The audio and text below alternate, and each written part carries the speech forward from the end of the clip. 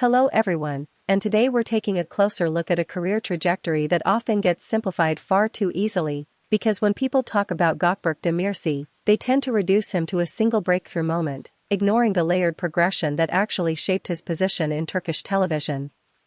His rise through the daily drama format, especially with Yemin, did not simply hinge on popularity but on endurance, consistency, and the ability to sustain emotional tension across hundreds of episodes, which is a very different discipline compared to primetime series.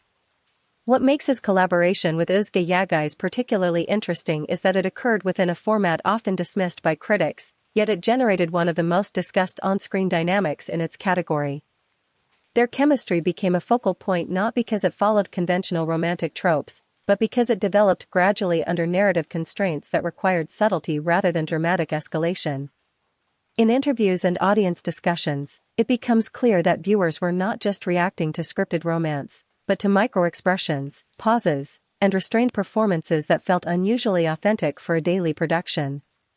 At the same time, when Yağız exited the project and transitioned to different roles, including more mainstream productions, the divergence in their career paths sparked ongoing comparisons about range, ambition, and industry positioning.